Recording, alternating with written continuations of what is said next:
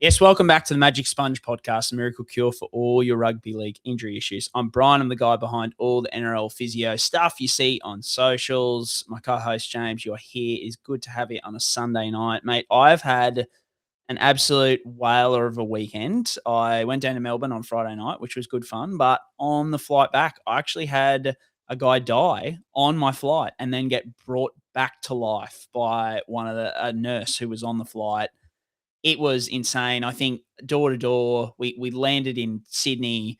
It was like, I think an 11-hour round trip for me from Melbourne to Brisbane. But shout out to the guy on my flight. I hope he's still all right. It looked like he was all okay at the time. But also shout out to healthcare workers, mate, because coming to the aid at the right time. It's good to see, mate. It is good to have you, and hopefully, hopefully we can have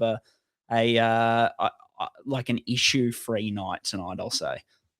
Yeah, well, my weekend definitely hasn't been as hectic as yours, Brian. I've just been doing a bit of stuff on the home front, but yeah, that's a wild old story, and yeah, epic to sort of hear that, with your basic life support and your CPR training, it saves lives. So it's good for people, healthcare and non-healthcare people, to be aware of it, because you never know when you're going to be in that sort of scenario. Hey, it can happen.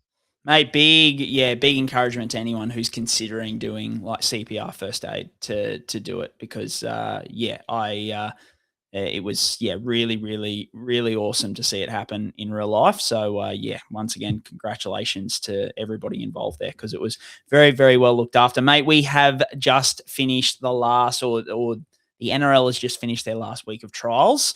So we've got a few injuries to talk about. The Broncos, unfortunately, I thought they were going to get it done, James, and they just couldn't get it done. We beat the Poms like 4-1 in the Ashes, so I'm still feeling all right. But what did you make of the World Club Challenge? It just wasn't ideal. Yeah, a bit of rust, and they weren't far short from pulling it back. I think just a few more off the tee, and there was a couple of plays towards the end of the game they didn't miss by much. So I think they'll be better for the run. Historically, the NRL teams don't do great in this competition, do they, Brian? Sort of straight out of preseason into that, but there's still glimpses that there's still magic in the fullback position there. So we'll talk about him more, I'm sure, later in the show when we talk about our Supercoach teams, Brian. Mate, hot boy Reece. He looked very, Oh. very good. Very, very good. Look, as always, guys, we're on YouTube everywhere you get your podcasts. So we're your one-stop shop for all things injury analysis in the NRL. And we loop it all back to Supercoach and fantasy scoring. So come here every Sunday night, Monday morning, if you want to know everything about the injuries and how it relates to your Supercoach or fantasy teams. One thing I will say before we get into the injuries, mate, is I was in a dynasty league draft that has dissolved. It's done because the guys weren't interested in keeping on going. I think mainly because I won the comp last year and my team was shit hot. I think I got Nico in the first, Reece in like the second or the third. We drafted a couple of years ago. So my team was just too good and everyone kind of went, no, I'm done. But what I'm looking for, I want to do another dynasty draft. I've got one slot free in my thing of draft slots. And I enjoyed the dynasty style. If you don't know what dynasty is, you keep like a significant number of players. It's like 12 to 13 players and you only draft 3 or 4 every year. So if that sounds like you, I don't want anyone who's going to come in and like only be interested for a year and then drop out if your team's shit. Don't want to know about it.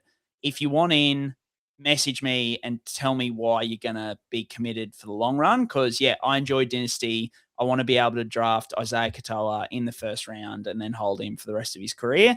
So if that sounds like something that interests you, send me a message on the socials and we'll get a dynasty draft going. You want a genuine rugby league sicko is what you want. Yes. Basically, that's the bat signal here. It's just sickness for rugby league. 100%. Like I don't want you to be in 2 years like, oh yeah, no, I'm not feeling it anymore. Like don't even start writing a message to me. Like unless you're still going to be here listening to us two idiots in 5 years time talk about, some bench player from Melbourne Storm who might get, 30 points in your Supercoach bench because you drafted him 4 years ago or something. That's the kind of sicko that we want. So if you're keen, get on to me, let me know. But otherwise, let's get into the injury wrap for the week, brought to you by Pain Pod, drug-free pain relief anyone can use. I don't know exactly what he's done. I would have thought it was an ankle, but I'm just guessing. He shouldn't be out for a long period of time. I mean, I'm no doctor. We have to wait for the scans, obviously, but that'd be more positive than negative. Rightio, Brian, we've got the final pre-season injury wrap-up. There's a fair few names on the list here tonight, but we might sort of launch through a few of them quite quickly. What we want to do before we launch into the injuries from all the teams here, though, Brian, is we just want to mention a player whose name was Jace McLaurin. He sustained a broken neck in one of the Nines tournaments recently, so I think it sounds like he fractured his C4-5 in the Nines tournament. I don't know about the mechanism of injury very much, but apparently he's in induced coma, so yeah, just probably a really big shout out up front for Jace there. Hey, Brian, that's really, really awful to hear. Something like that, sort of not too dissimilar to the Alex McKinnon sort of type, injury, I suppose you could say, in that upper part of the neck or mid to high part of the C-spine. Yeah, mate. Just really wanted to mention at the top of the show, just to mention and just give our best wishes and thoughts to his family, his friends, those kind of things. That, like, obviously a catastrophic injury.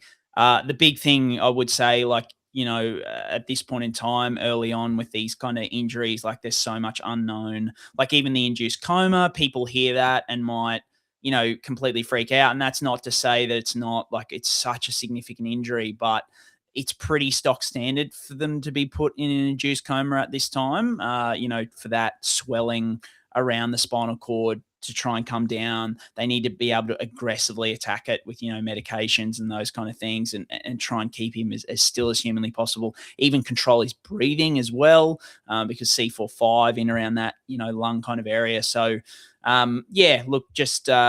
thoughts and best wishes with him and his family, and hopefully we get some good news coming in the coming weeks. Most definitely, Brian, crossing everything there for Jace and his journey from here. All right, we'll launch into the HIAs that have just sort of come about from this final round of trial footy. So the names on the list tonight, Brian, are Josh Patston from the Titans, Corey Jensen from the Bronx, and then Tuku Tapuha as well is on the list, Brian, there. I guess Corey Jensen was very early in that World Club Challenge, wasn't he? He was after the first minute or so.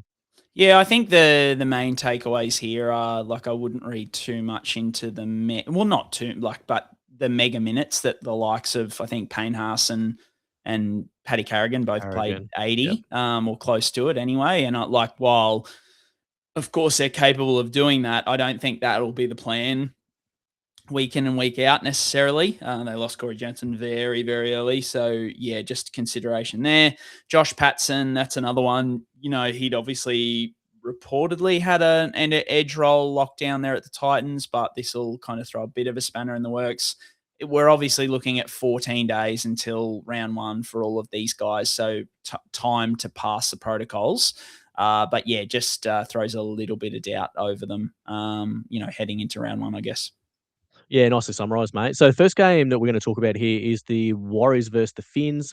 Hamiso Tabuai Fidow is listed here with a shoulder concern, Brian. There's nothing super serious, I don't believe, though, is it?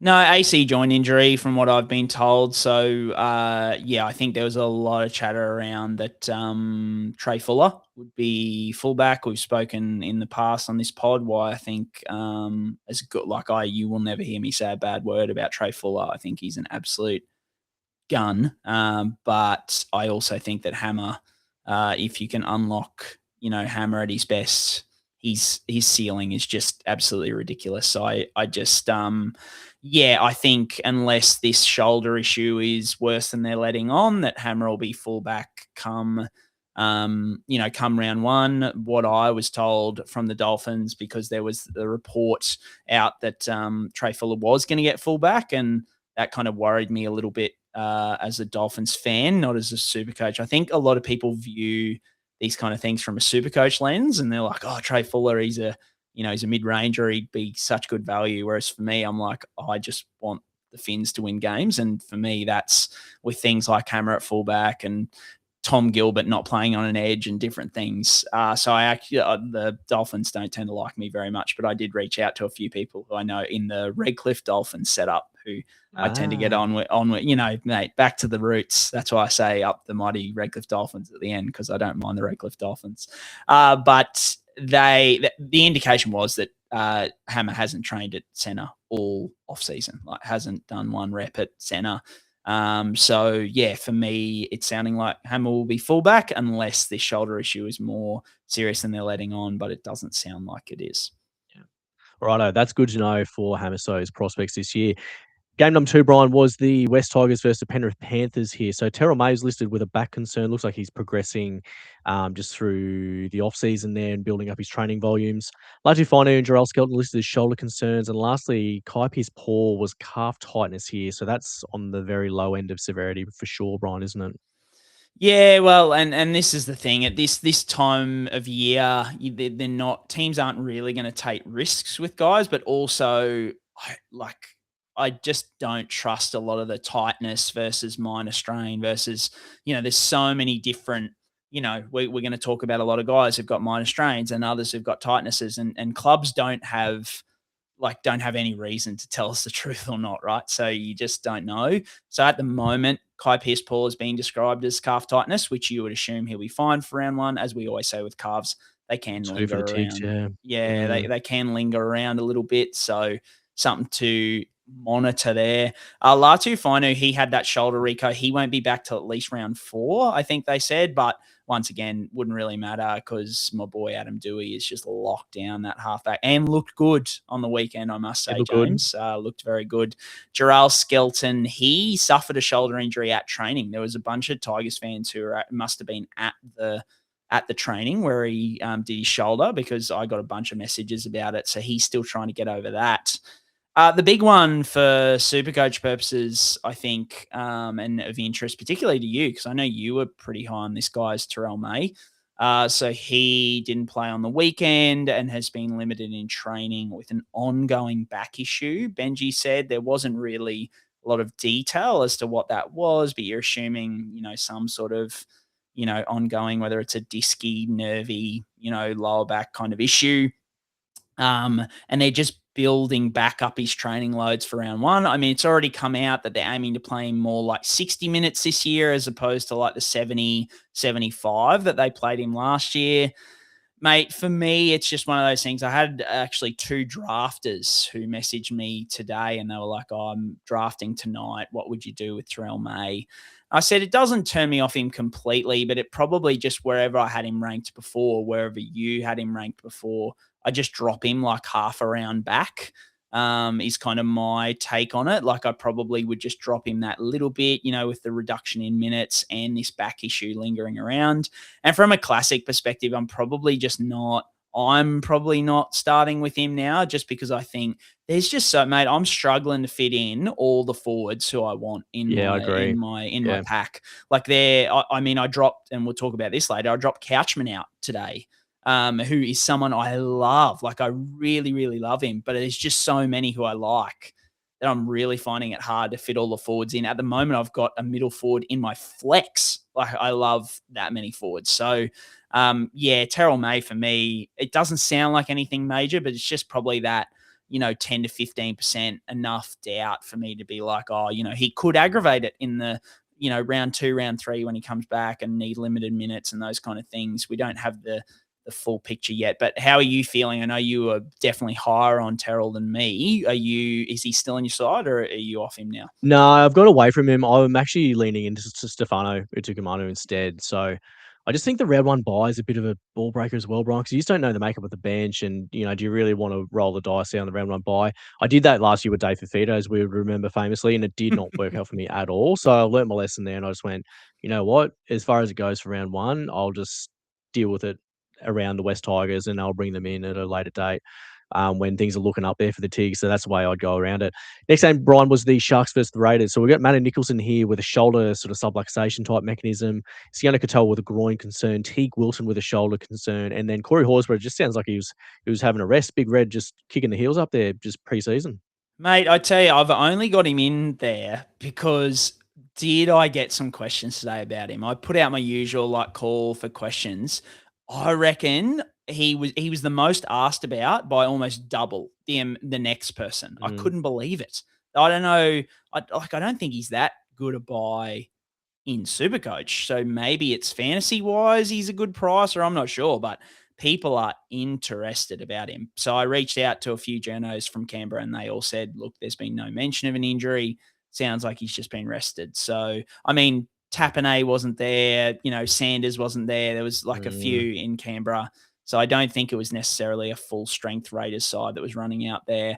Teig Wilton, he's still getting over the shoulder, Rico. The Sharks have said that he should be okay for round one. But, there's some doubt there. The Sione Katoa one was interesting because I watched the mechanism. I haven't even posted about it yet because there wasn't much of an obvious mechanism, which there often isn't for groin issues, but he was like clutching at his face or his eye when he came off as well. So apparently it's a groin issue and he's going for scans, but I didn't see a lot there to kind of guide us on what that could be. So just have to wait and see, mate. The Matty Nicholson one is the one that's, I don't know. Canberra have come out and said, nah, he's got good strength.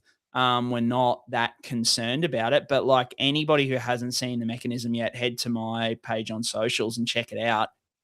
The most concerning thing there is just how little it took for it to slip out. Like I went back and tried to watch like the 5-10 minutes because it was only about 10 minutes in the game, like the 5 minutes before, to see if there was anything else where he landed on an outstretched arm or something. I couldn't find anything.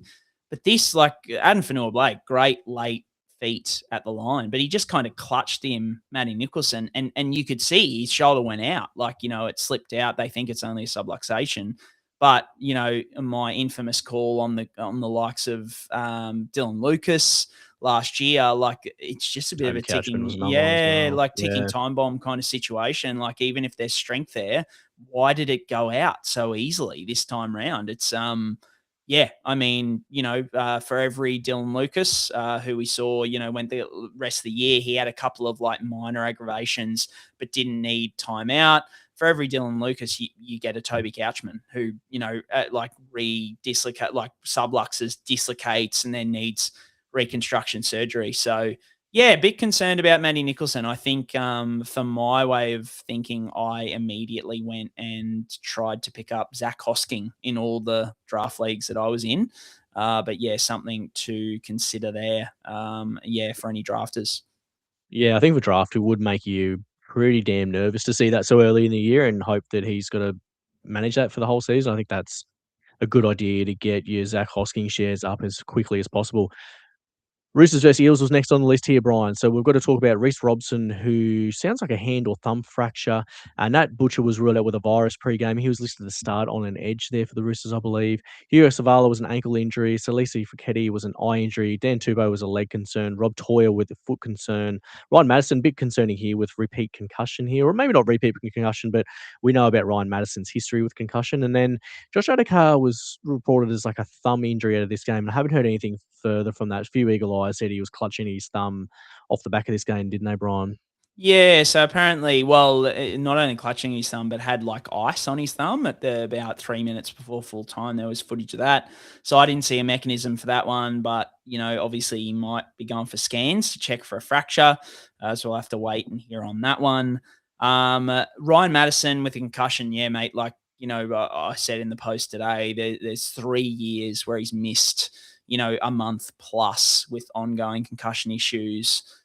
He suffered this one. I got told about this one kind of 4 or 5 weeks ago, but couldn't get it confirmed. So I didn't really post about it. But yeah, so suffered it a while back. He's still getting symptoms, is seeking independent medical advice.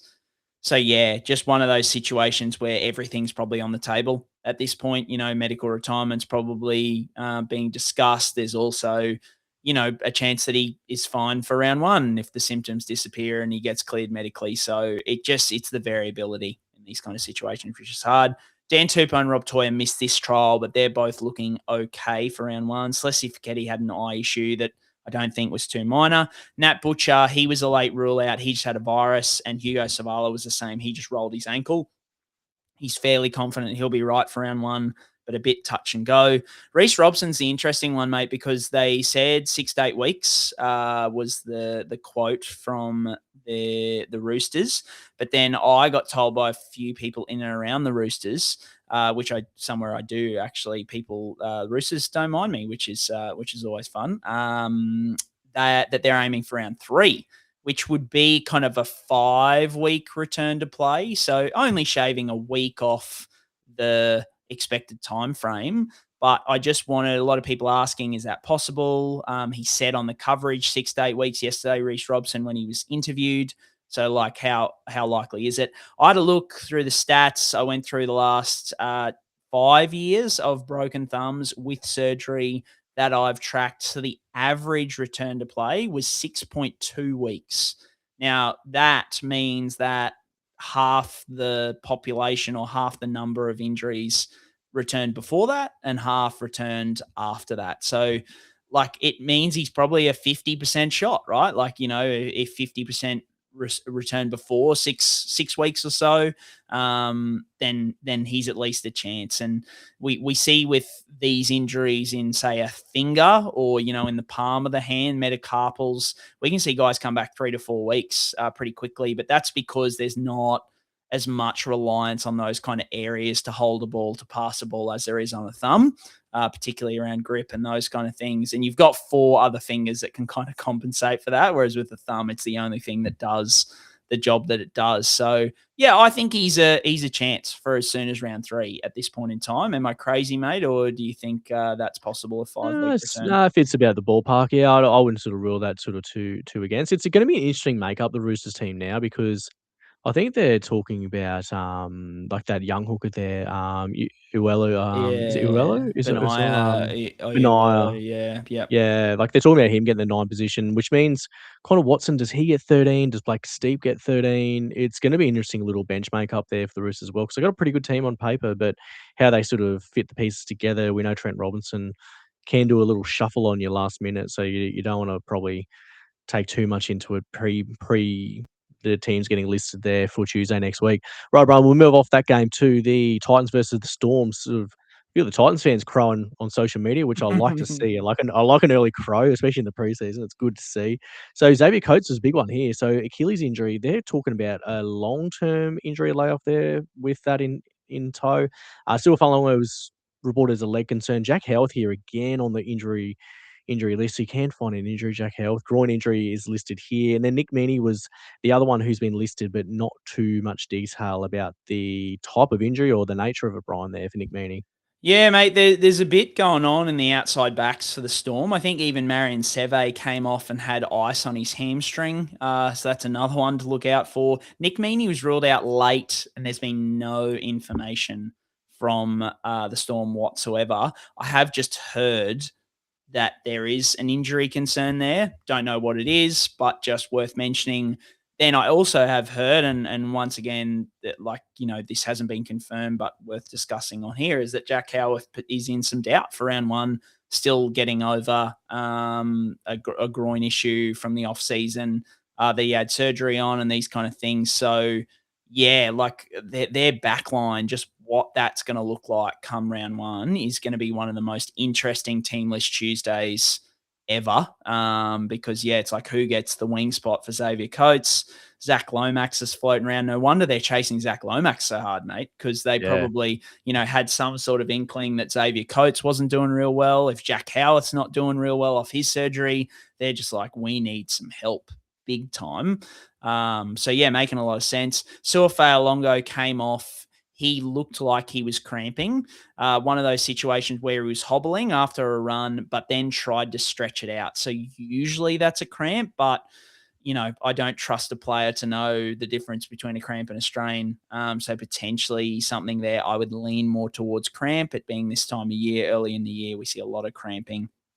And then Xavier Coates of the Achilles. I think the interesting discussion point here is that usually an Achilles would be like a rupture and then a repair surgery, but that's 5+ months, usually 6+ months.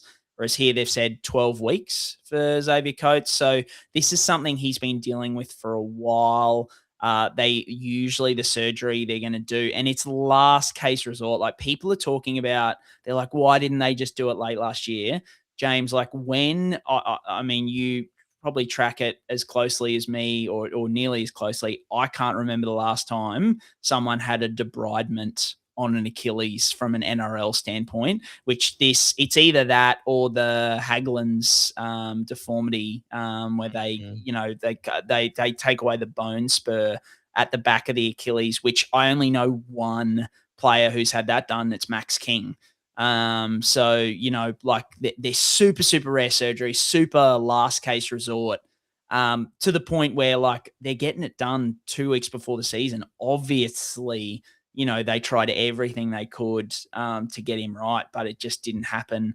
So they're either going to go in and clean up the tendon, or potentially try and like partially repair some of the tendon, or they shave away a bone spur at the back of the heel to try and help with, some ongoing pain and that kind of thing. So yeah, around 3 months recovery, as we've seen with Max King, some really good results. So I don't think, I'm not super concerned. I guess the only thing would be being an outside back who relies on like that powerful explosion, jumping in the air, taking high balls, mate. Selfishly, I look at it and I go, oh, Origin's going to be like pretty touch and go, right? Because 12 Easy. weeks it'd be like round 10, and I'm by my gut feel, it's usually like around round 12 when they pick the Origin team. So yeah, it's going to be, I don't know whether he'll be back to tip-top shape by Origin time, which, me as a Queenslander, really disappointing. And then obviously as Storm fans out there, it must be, a big blow. The 12-week thing is the interesting timeline for me, Brian. Like it doesn't really smell like a, treatment-resistant Achilles tendinopathy type scenario here either. Like because that would be a shorter timeline rather than what you're talking about there, which seems like there's more of a surgical intervention here or a debridement type thing that's sort of needed here. So, yeah, hopefully for Xavier Coates, he's sniffing around Origin 2 and 3, but Origin 1 might be a little bit pushy, I would imagine. So, yeah, one to watch. And that team list is going to be crazy. I'm always like wondering, does Joe Chan get into my Supercoach team here, Brian? He's second row only at the moment, but he might just play centre and play a lot of centre. And he could be like a pretty sneaky little jewel to have there maybe as the season goes on. Like he might just see heaps of minutes, or he might get into the edge rotation. Who actually knows? Like the Storm have got a lot of things to juggle there and decisions to make, and a little Supreme Court battle to watch on from the sidelines there as well. Rabbitohs vs Manly was the second last game here, Brian, I've got listed. So we've got Alex Johnson with a hamstring concern, Adam Elliott with a calf concern, Jai Arrow with a neck/shoulder thing. A lot of chat about Jai Arrow's neck-shoulder status as well. And then we're back on the infection bandwagon here with Jaden Sullivan. What are we dealing with, Brian? Another infection. It's the what was it? It was a contagion. Year of contagion last year. But it hasn't. We need Lynx Africa body wash kits ASAP for the NRL. Mate, we need Lynx Africa still has not reached out to us after a number of mentions that we gave them last year. Like representatives of Lynx, what are you doing? Lynx Africa body wash, get onto us, please, because we're still open and willing to do an infection segment every week to discuss the infections. I'm all about it. But I'd love to say I got all excited when I saw there was an infection thing. But I'm fairly certain this was last year because it was a post-op infection that he got after his fibula fracture. So I'm pretty sure it was last year, and it set him back. And so he's still supposed to be right for round 1, but they're kind of, getting him through it. I mean, if it was this year, I'd love to, get back on the infection bandwagon because that was a hella time last year. Bit of a, had the tinfoil hat on with a lot of stuff. But so he should be aiming for round 1. Alex Johnson hamstring issue, mate, is quite interesting to me. He's had quite a few hamstring issues in his time. Now dealing with a minor hamstring strain, should be right for round 1. But yeah, I mean, once again, he's a player who relies on, he is a very, very speedy player, scoring on the end of that really, really potent left edge. Even if he's right for round 1, I think the re-injury risk is quite high. He's coming off, we know those first 2 weeks back from a hamstring issue, the re-injury risk is quite high. And we've got a guy like Alex Johnson who has a history there. He's an older player in the NRL, which leaves him more susceptible to soft tissue strains. So, yeah, I'm definitely a bit concerned about him. And then Adam Elliott has a minor calf issue. Nothing much to write home about there. Jai Arrow with the neck and shoulder, mate. I've heard some chatter about medical retirement this week, potentially. He's seen medical, professionals, and they're not quite sure where his treatment status is at. So, yeah, I think everything's on the table with Jai at the moment, it sounds like, which, will be a big blow for the Rabbits because they, as we've spoken about, they have had an absolute horror last 2 or 3 seasons with injury. So to start the year with a medical retirement for one of their middle forwards would not be the best way to go. But I mean, it obviously, if we're looking at it like from trying to predict, I think at this point in time, you can't, like, once again, it's one of those situations where everything's on the table, right? Sounds like medical retirement's on the table. They could just opt to inject it and have him come back in 2 or 3 weeks and be right for round one. It just makes me a lot more confident on some guys in the Rabbits middle, probably getting some good minutes there. What about you? Yeah, I think arrows pointing up definitely for probably Cam Murray and Keon, isn't it, really? They're probably the 2 biggest winners out of this, and I think it might even solidify Tallis Duncan as being the other edge player there as well. It doesn't look like there'll be as much competition, but, yeah, a bit of a concern for Jai Arrow. I think it's always worrying at this point in time with, really the accumulated trauma that he would have sustained over the years playing the way he plays and playing the position he plays. You sort of got to wonder how things are going to go. But anyway, we'll cross our fingers there for Jairo. He gets good news. Last one on the list here, Brian. We've got the Bulldogs to talk about very quickly. So Leo Thompson, really big news about his calf concern. That really took me by surprise that he'll be facing a minimum of probably 10 weeks out. Then we've also got to mention Jacob Carraz and Marcelo Montoya there with what sounds like soft tissue lower limb injuries as well, don't they? Yeah, so they're both aiming for round one. I think the fact that they took both those guys means that they must be pretty confident that they're going to be okay. But yeah, Kiraz has obviously been dealing with this one for a while because Gus tweeted, a couple of weeks back he was in the rehab group. So yeah, not much more detail on that. The Leo Thompson one is wild. Like Gus was, Dr. Gus at his best can be a little bit of a minefield, but he, they were just thinking it was tightness and came back grade 3. Now, grade 3 is a full thickness tear. So it doesn't necessarily mean that the whole calf has snapped apart, like an Achilles rupture or anything like that, but it means the tear extends through the full thickness of one of the calf muscles. So yeah, pretty significant, quite a healing time. I think Gus has said 10 weeks, but they're hopeful for 8, which would be pretty on brand. Like when I heard the reports and he's come out and rubbished them, Gus, about him applying for a salary cap exemption. Now, whether that's true or not, I don't know, but I don't think they'd get it because I just don't see this holding Leo Thompson out for 12 weeks. It would have to really, really linger on for that to happen. So yeah, I think it's more going to be like that 8 to 10 weeks. Another big blow for the Dogs. Yeah, most definitely, mate. And I think it'll be interesting to see how they shape up for Vegas because I really think they could put a cricket score on the Dragons the way they've played in the trials. So they may not need these guys necessarily over in Vegas, but they're going to need them through the year if they're going to push for a top 4, won't they?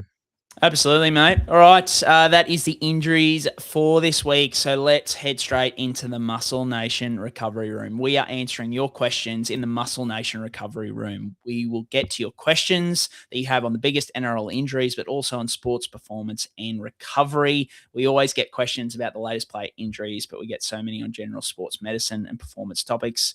We love diving into them. Thanks to Muscle Nation. They are the best in the game when it comes to gym apparel and supplements. I've been using their creatine and stuff. It's been going really, really well. And James, I can see you looking very, very good in one of their teas tonight. It's great to have them on board. It is, and I will say through the screen here, Brian, it is comfort deluxe here with the shirt on. It's a comfy bit of gear. So yeah, if you're looking for gym and apparel, things that you can take down and thrash around and get a sweat up. It's good stuff to have. Fits nice. It's real comfy. Get on board. And mate, if I must say, you're looking a little bit fitter this week than I saw you last week. So, dads get rigs. Yeah, mate, it's happening. Mildly more rigged up just after a little sojourn to Noosa. Maybe the Noosa linen and doing Hastings Street Shuffle just did me some good. I don't know. Maybe you're onto something. Well, mate, I've had a bit of gastro over the last 24 hours, so I'm definitely looking. You're looking lean, actually. Yeah, nice and doing well for you. So I think the Muscle Nation definitely helping me there. But head on over to musclenation.org. The code NRL Physio will get you 10% off, and it stacks with any other sales or anything they're having. So it's just an extra 10% off on top of everything else that they got going on there, which is great. But James, let's get into the questions for this week. Sounds good, Brian. Let's launch in. So the first question is from Cade, and he says, Brien, I saw that Blake Taaffe finished the game. This is in the English Super League after tearing his ACL very early on. How is it possible he finished out the game given that he had a ruptured ACL? Mate, this is one of the craziest stories of the weekend because effectively he played 70 minutes with a torn ACL, rugby league football with a torn ACL. Crazy stuff. So he suffered the injury. I went back and checked the mechanism about 10 minutes in. It was a very similar mechanism to that Jonah Pezzett, Luke Metcalf mechanism, where as he was passing, he got hit at the same time and got thrown off, and just kind of hobbled it off and kept going. And so the question, I can understand people asking how do you play 70 minutes of footy with a torn ACL, especially at that level? Look, I think at the end of the day, the muscles around the knee just have to be so strong. The neuromuscular control, so the nerves and the muscles working together, just have to be crazy.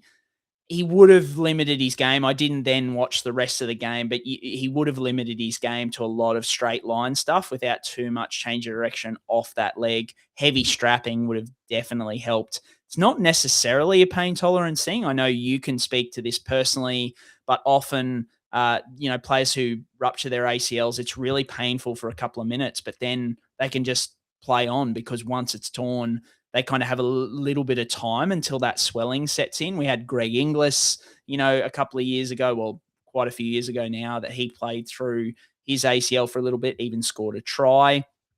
I think the biggest myth here that I want to dispel sort of around ACLs is a lot of people believe or talk about, I can't have done his ACL because he walked off the field, and I think it's really important to say that the ACL isn't technically like a weight-bearing ligament. It's a rotational stability ligament. It's definitely the pain with walking off has more to do with the meniscus. Is the meniscus involved or not? Because the ACL, just with that straight line walking, it's not really going to influence too much. So if you see a player walking off, it doesn't necessarily mean that their ACL is fine. That's a big myth that I wanted to stamp on there. But yeah, overall, how he got through 70 minutes of rugby league football with a torn ACL. Crazy stuff. Yeah, it's a wild story, mate, and I think it just goes to show that sometimes, the adrenaline's pumping and, he's none the wiser that was an ACL type mechanism as well. I think sometimes it's not as typical as you plant your foot, your knee gives way, and it's that really typical ACL mechanism. Those ones where you see guys get hit off the ball, it might be sort of more like, oh, have I done my medial here, or have I done something else? Maybe from a meniscus point of view, it might not be as front of mind as well, but definitely a crazy story, mate. That's for sure. Right, Ron, we'll launch into question number 2. So we've got question number 2 from Dane. He says, how can Mitch Moses be running laps with the medical staff at halftime in order to help prevent injury again there, Brian? Just cutting some laps there, Mitchy Moses, wasn't he, at halftime? Mate, I will say that the circumstances around this are a little bit sus because first of all, to walk you through how I kind of found out about it, I first just got sent the video of him running laps at halftime. That's all I saw. And that to me brought me back to Tommy Turbo, back when he was managing his hamstring stuff. And he used to do that all the time. If his GPS said he hadn't hit enough kilometers for a game, he would run shuttles or laps afterwards to get the Ks into the legs. And we'll talk about that in a second. But I will say with this one, he scored a try where he exploded up the middle, got the ball, scored the try. He came back and on the big screen, as he was sort of walking back, he called someone over and then he didn't take the goal kick. That was with about 5 minutes to go before halftime. He didn't really take any runs between then and halftime. And his only kick that I saw, he kicked out on the full in that time. So it's just one of those things where I'm like, did he tweak something? Para are adamant that he didn't. But yeah, I'm just still a little bit sus there. But I will say the main reason this got asked is because I said in the broadcast channel today that when I'd first seen those laps, I was like, look, that's definitely for, injury prevention, for performance, those kind of things. And people are like, how is doing more, helping you with injury prevention? And I think a lot of people hear about load management and hear us talk about load management. And I think that's Well, and most of the time it's reducing load, right? It's when guys are having too much load through their tendons or their bones or whatever, and we've got to reduce load. But sometimes load management is about putting more load through an area, whether it be, muscles, tendons, ligaments, bones, anything like that, to prepare it for what it's got to go through. And that's where sports science comes into it. We've got so much study and data behind these things now where, like their performance staff will know that players have to hit a certain number of kilometers at a certain speed every week to prepare their body for the week in, week out rigors of NRL.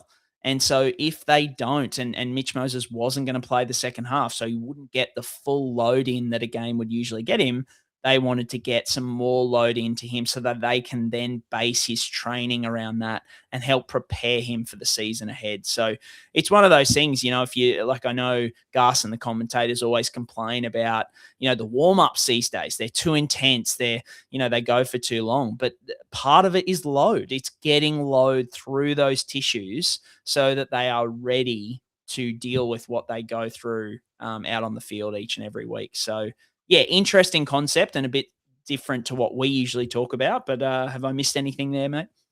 No, I think it's a really interesting watch then because he's very, very popular in Supercoach circles, Brian. So I think that's one that people have to keep their eyes peeled on come, team list after the Vegas round for the Para Eels.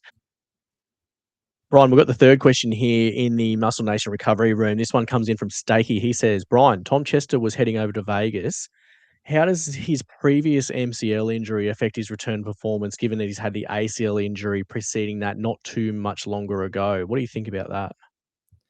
Yeah, mate, I'm just trying to think in my head. I can't remember if specifically it was the same knee or Same not. knee. Like I should have looked that up. But look, either way, I'm not overly stressed, to be honest, because as we spoke about, like he would have been 13 months post injury when he suffered the MCL sprain.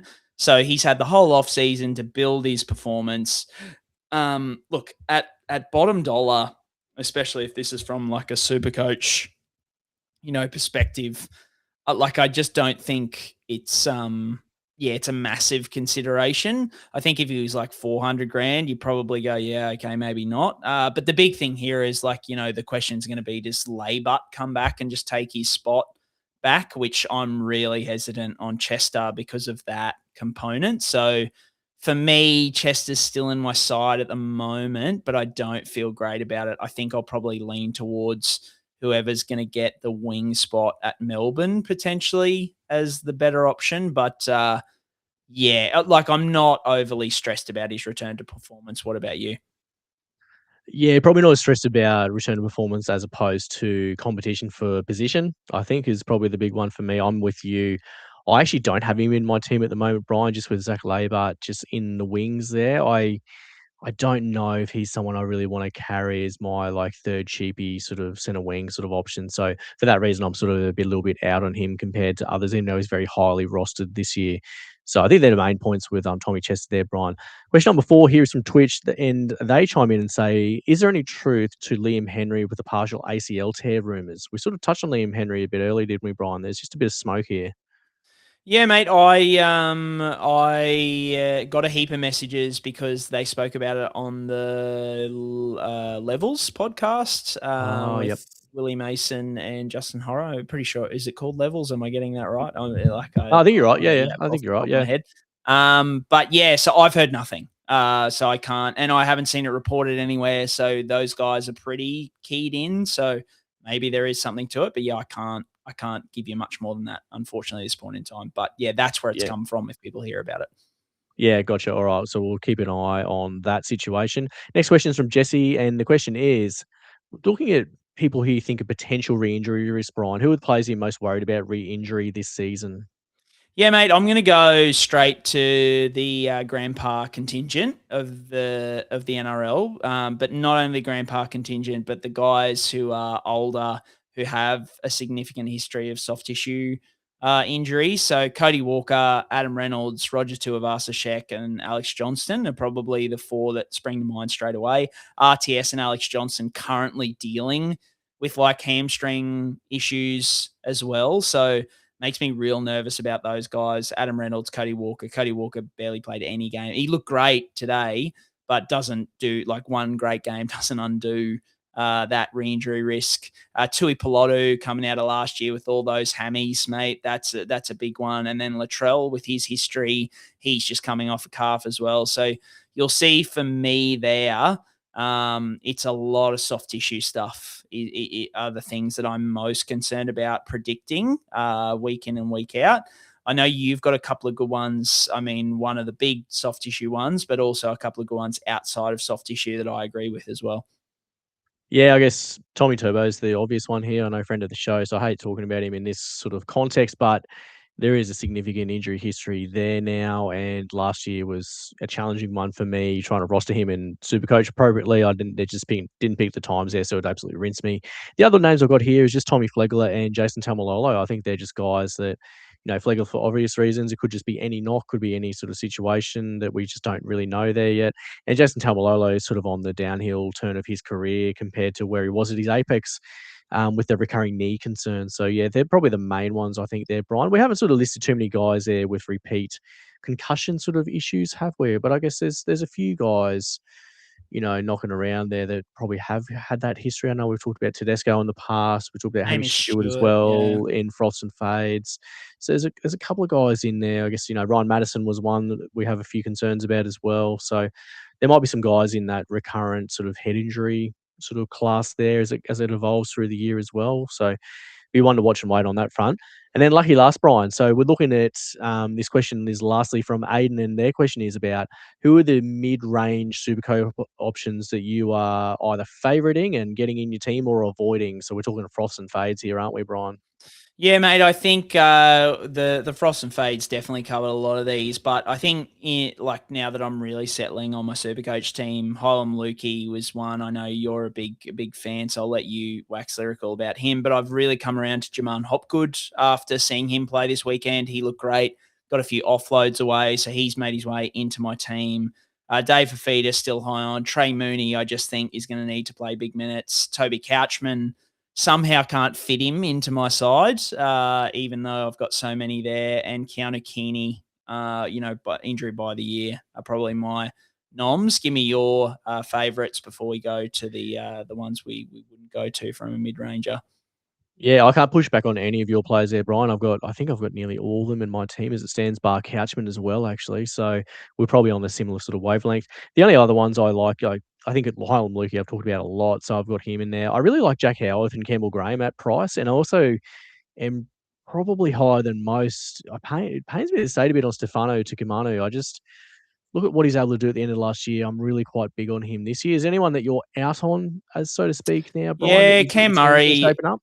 Cam Murray, I think we spoke about, although probably sneaks up a little bit with this Jai Arrow news. Yeah. Makes me a little bit more hesitant. The other ones that I'm really out on are more like the cheapy end of mid-range. So Lasardi,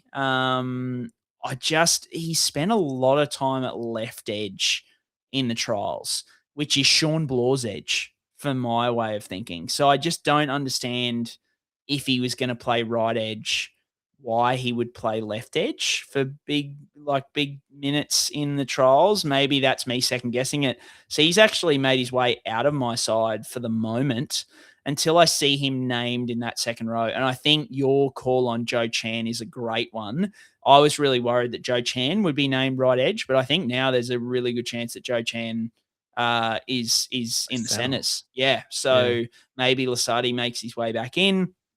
Jesse Colquhoun is another one I'm a little bit out on just because I think McInnes is going to push really hard to come back. And I just love so many middles or so many forwards. I just can't go there. And then Patston, I'm just a little bit, don't know about his role. So yeah, not really mid-ranges, but like when I go through the list of most popular SuperCoach players, those guys are all in there and I don't have them at the moment. What about you, mate?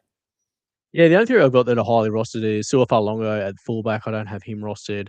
I don't have Tom Chester, and I don't have Makasini either. I just feel like Chester, the security there may not be great. And then Makasini, I'm happy to just take a wait and see of what the team list looks like rather than get him in now. I'm happy to just burn a boost before round 4, if that's what it looks like. If it looks like he's the real deal, and oh man, didn't look like the real deal. It's just like just the way it moves. Like I'm objectifying him here a lot, but like it just looks like first grade rugby league, doesn't it? When you see it, you're just like, oh my god, this is just something that's an absolute freak show. So yeah, I think for him, I'm not starting with him necessarily, but I think I'll be looking at like, yeah, probably the Dragons cheapie, the Titans cheapie, and then probably whoever gets the Storm wing spot will be the way I sort of shape up there and who I'm probably a little bit more out on. I like it, mate. Let's go into Supercoach Corner. So this will be our final one before Vegas. So run us through your team. I'll run you through my team, and we can have a little bit of discussion about the changes that you've made and where you're leaning at this point in time. Righto, let's launch into it. We'll go pretty quickly because I think a few of them will be very similar to everyone. So I've got Harry Grant, Brendan Smith at hooker. That's very vanilla. Nothing super exciting there. Payne Haas, Stefano Utuano at front row with Flegler and Paseka. I couldn't fit a few other players in there. I just like Stefano this year. That's just my lean. He's not highly rostered, but I just liked what he was able to do last year. In second row, I've got Tino, Isaiah Yeo, Dave Fafita, Trey Mooney, Lasardi, and Kalani Going I've got in there at the moment as well at basement level. The only thing that Kalani Going is a little bit vibey about is he was, what was he? He's New South Wales player of the year last year for the Wars, and the Wars have 1,000,000 second rowers. And then he got the starting edge spot this week for the Panthers on the right edge, but they had no Liam Martin or Scott Sorensen. Actually, no, it was no. Yeah, Maybe no, it's it was Sorensen those and two, and yeah. and IPAP as well. So how it shakes out there, I don't know. But even if he's on the bench and getting 30 to 40 minutes, he could still be very playable at very basement level dollars. So I kind of like him because he's second row and hooker duel, which is just an unbelievably good duel to have in Supercoach. So I've just got him in there as a placeholder now. Whether he remains there or not, I don't know. But he's one I'm just watching like a hawk for Team List Tuesday. At halfback, I've got Dylan Brown and Ethan Sanders. Again, pretty straightforward there. Cody Walker at 5'8" with Jonah Pezzett. Probably no surprises with that either. In the wing centre positions, I've got Sevilio Tamale, Latrell Mitchell, Stephen Crichton, Campbell Graham at the moment. And then I've got Moses Leo, Faye Marnie from the Titans, and Sedu 2 from the Dragons. So we'll just see who gets the run on there. So probably looking at like 3 cheapies at centre wing there as best I can do. I've got the 2025 young, dumb and full of cum year of Reece Walsh at fullback. I just think if Nathan Cleary doesn't play round 1, the Broncos draw is just too good to deny, Brian. Like they get the Panthers round 1 with no Cleary, and then they get the Parramatta Eels in round 2. Then you're looking at the Storm in round 3. I don't think the Storm are going to stop anyone with the state of their back line at the moment. Then they get the Finns, then they get the Titans, then they get the Cowboys, then they get the Tigers. It's pretty good for the first 7 rounds. I just don't know if I can go past Reece Walsh. He's expensive. Fullbacks are going to lose heaps of points this year due to this try-assist conundrum that we all face. But man, Reece Walsh, he still showed he's got it in him from the World Club Challenge. So I think he's got to be at fullback.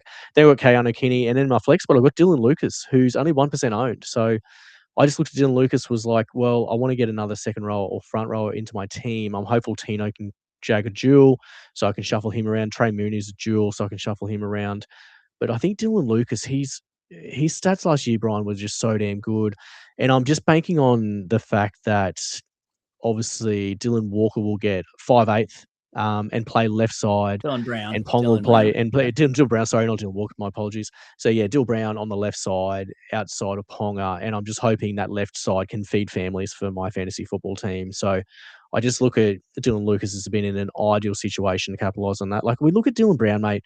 He made like Sean Lane into an immortal in Supercoach. Like, what's he going to do with a guy like Dylan Lucas? I think the ceiling there could be enormous, and it's also where I'm really, really, really juggling trying to get Bradman Best into my team rather than Campbell Graham. Is just save a bit of money and then go Campbell Graham to Bradman Best, trying to get another 220 grand or whatever it is to get there to there, or even get Greg Marzio on the left wing at 610. I think the left side of the Knights could be pretty underrated. It's not a tough draw over in Vegas there as well against the Cowboys, but I just think there could be really big value in that left side where the Knights will leak plenty of points, no question. They're going to be a carnival team where there's heaps of points for and against. But I think you probably want to have a really good chunk of that left side attack there. So that's why I'm sort of leaning into Dill Lucas. I think he could be really immense this year because his points there when Ponga's playing that side are bloody outstanding. Like his numbers are just ridiculous, honestly, Brian. Like seriously fantasy, just god tier stuff. I think his second row won by a country mile, and that's what we know, Brian, isn't it? It's going to be centre wings, second rows, and front rows to start the year. So I think if you spend your money there, that's probably not a bad starting point until you see where the dust settles. So yeah, that's me at the moment, mate. What have you got sort of cooking there at the moment for your fantasy team? Yeah, mate, just after like observing the trials so far, like kind of the way that I'm approaching my team, I guess the best way is that there's a lot of uncertainty or a lot of stuff around like I can't predict a lot of things around tri-sis. I think that's where I've come to. Like there was, Nathan Cleary threw a ball to Brian To'o. Brian To'o made a line break, so Cleary got the line break assist, but then To'o stepped and broke a tackle on the fullback, to score the try, and Cleary didn't get the try assist. So it's one of those things where it looks like NRL stats doesn't give try assists at times. So it's not this approach that we always thought of like, oh, it's the last touch. It's going to be the last touch and they'll definitely get it. It's looking like if the player does anything of sorts, like I think another one was Cam Murray threw a pass to Cody Walker well before the line, and then Cody Walker stepped and ran through. And because obviously Cody Walker's done it all relatively all himself, Cam Murray's not getting that try assist. So I think we're going to see a few more tries, or not even I think we're going to see. I just don't know.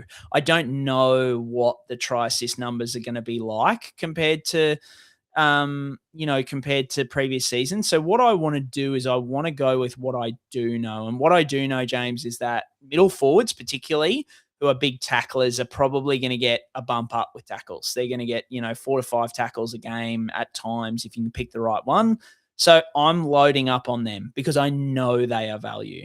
The other position that I know is value is centers. I know that they're going to get more try assists. It might not be every try assist that I think they'll get with last touch, but they're just going to get more. We see it like a lot of these guys are underpriced compared to previously. So pretty much what I've built my team around is middle forwards and centers. I just want that because I know those guys are underpriced by and large. Whereas a lot of the other positions, like your halves particularly, I just don't know. I don't know what's going to happen with Nathan Cleary. So I'd rather just sit back and see how that plays out and let the positions where I know there is value there kind of ride off that. So that's my general approach. So I've got Harry Grant, Brandon Smith, pretty stock standard. Payne Haas, Jaman Hopgood, he came in for me this weekend because I just loved seeing him free the arm for a couple of offloads. I think they're going to split the hooking role between Riley Smith and Talon De Silva. So that'll mean not a 4-forward bench, which is beautiful for Jaman. Tommy Flegler, mate, 2 things. Number one, he threw 2 offloads on the weekend. Don't you worry about me. Pants were off when I saw Tommy Flegler throwing offloads, mate. Like, holy. Yeah. So he was throwing offloads, and Frank Molo is suspended for the first 2 to 3 weeks of the season. No way. So mate, if you didn't have Tommy Flegler in your team before, they're like, oh, we're going to have him on the bench until he's ready to start.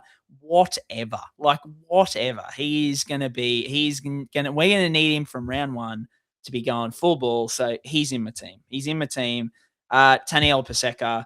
Then in second row, I've got Tino, Isaiah, Dave Fafita, so exactly the same as you. Trey Mooney, the same as you. I do have Harlem Lukey, which I'm surprised I've got Lukey and you don't. Yeah, I'm short on money. I'm looking at how I can get him in, and I need to make that decision by Vegas as well, which I don't love, but anyway, I might have to. Because I went up from Lasati, so I went down from Toby Couchman to Hopgood and went up from Lasati to Lukey. So it was either Hopgood and Lukey versus Couchman and Lasati. And at the moment, without knowing, and that's hard, as you say, because I'm probably going to have to lock in Lukey for the, for Vegas, which is tough. But I just I love him. Good Queenslander, mate. And there's 2 Queenslanders. I bring in Hopgood as well. So, get the Wide Bay boy in there. So, yeah, that's what I've got so far. I've gone with Cooper Bye. It's a placeholder for the moment, but I just look at the Titans and I'm like, their middle is just not going to be great. I'm like, I'm going to put money on the throbber. like the throbber. Like even you look at Patston, for example, like he's good, but I haven't heard raps on him like I've heard on Cooper Bye. And it's not like the Titans have a 13 who is just killing it, who might keep Cooper Bye out of that role. So that's where I'm leaning with that. Made it halfback. That's where I've gone most controversial, but I've got Sanders and Atkinson, the two cheapies, but a bit to my process before of like, I don't know what's going to happen at halfback. These guys can only either stay the same price or go up. So I'm happy to kind of just chill and wait to see what happens there. At 5'8", this is where I've made the move. I've bought Jackson Purdue in because he's going to play center, or apparently he's going to play center. And we know centers are underpriced. So I'm happy to go with him at 5'8", rather than guys like a Cody Walker or a Dylan Brown who should get dual, just purely because I just know that centers are going to get those tap on, try assists. So I'm happy to put my money there. Jonah Pezzett. Centers are Herbie, Latrell, Stephen Crichton. So 3 elite centers who I would hope is underpriced. Latrell didn't look great today, but hopefully, he brings the Trell mitt out from round 1. And then I've got 4 cheapies at the moment. So Faimani, Makasini, Tom Chester, who probably will become the Melbourne Storm guy, and Setu 2. And then same fullback. So I've had Reece from day one. He was almost my first pick, and he has remained that. He looked fantastic on the weekend. He is staying in my side. You're gonna, even if you don't want to start with him, if you're not trying to bring him in by round 4, like you have to plan to bring him by round 4 because he's got the Finns, the Cowboys and the Titans in 3 weeks. Like that is, I love the Finns, but they let in so many points last year. Hopefully their defense improves, but it can't be enough to like keep Reece to nothing, right? So you need him for those 3 weeks. So yeah, Reece, Walsh, Kaunakini. And then at flex, I've got Keon Kalamatangi. I just think, bit to my thing before, the Rabbits are going to have no reason to kind of hold him back. They're going to burn him until the lights go out is my impression. So yeah, got him at flex. Never thought I would have a middle forward at flex, but here we are. So yeah, that's where I'm at. How do you feel about that, mate? All sound pretty good. I rate it. Yeah, I think the ones to sort of keep an eye on for Vegas will be like Tommy Chester, Holland, Lukey. They're probably the 2 big ones for the Cows. I think Jackson Purdue is a really good point at centre. I'm just going to bank on Cody just having a few weeks and just hoping for the best that he can just jag some attack. He looked great and today, hope. mate. He looked absolutely Yeah, he looks great. all right today. He's only 1 game away from a hammy or a calf, but I'm happy to start the season there and see what happens. And again, I'm sort of leaning into the Knights left side with Dill Brown and Dill Lucas, which again, I don't feel great leaning into the Knights, but I just think, boy, oh boy, historically, that has been a lucrative fantasy gold mine, the left side of the Knights, when it was just Kalen, and now you add Dill Brown there. And he was so good in the pack champs there last year, Brian. Like, I think, there's heaps of argument of like, is he a 7? Is he worth the money? You can have that argument till the cows come home, but he's so elite. He's such a good player. And compared to what the Knights had over the last few years at half 5'8", he's such a big upgrade. Like he could be really transformative for that team. Like you just don't know. Like you really don't know. Like I think on paper you sort of think, oh, this team could be absolutely dire. But mate, look at how much we wrote off the Raiders last year, and they were great. Like undeniable minor prem. Like everyone was like, oh, they'll be the spoon, but they were just really solid. They had really good forwards. They had just guys that did enough, played their roles. Like, NRL's an up and down sort of comp. Like, there's every chance that the Knights could just be like, okay, Dill Brown's just on fire. Kalen's just healthy enough, doing his thing, and then they just get that left edge absolutely humming. Like, it could happen. So I'm just gonna, I don't know, it's a bit of a risk, but I'm just gonna happily play along there and see what happens. Oh, but and when I say like I prefer Purdue, like my top 3 options at 5'8" are literally Purdue, then Dylan Brown, and then Cody Walker. Like they are my 3 who I would take. Right, we're splitting hairs here. I've really lent into, like, I'm a big kind of concepts guy. I think last year I was like fade fullback in draft, and I kind of bought into that whole concept, and that's how I approached it. Worked out pretty horribly, but not because of that, because the whole first round sucked in draft last year anyway, no matter if you picked a fullback or a halfback, unless the fullback was Teddy, pretty much. But yeah, this year I'm just buying into, I'm just seeing a lot of stuff, and like, where there's just this uncertainty about the change in, the change in scoring, and we just don't know enough at this point And I'm just like, well, because there's that uncertainty there, I just kind of want to buy into the certainty. I want to buy into the things that we do know, and that's kind of the way that I'm approaching it. So if there's anyone out there who gets value from that kind of approach, come join me in the missionary lights off, socks on. We're going to truck nut together.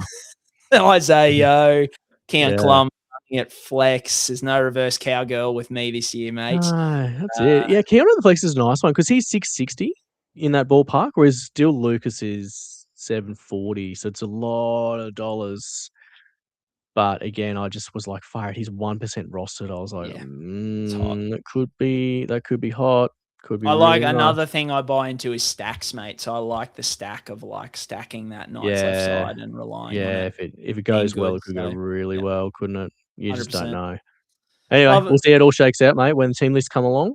Yep. And the good thing, James, is that when we talk on this show next week, we will have real life NRL football. Yeah, I can't wait for Vegas next week. I thought it was like and I say this as like a Dolphins fan, neutral, like 4 of the more boring teams for me, like going to Vegas. But I tell you what, now that I'm a week out, I'm just absolutely fanging for it. Just bring it on. I couldn't even care like who it is. Just I'm really, really keen. So, be good to have the footy back. That's a wrap for this week. If you like the pod, please give us a review or recommend to a friend. Mate, that's it. I will see you next week. And as always, up the mighty, mighty Redcliffe Dolphins.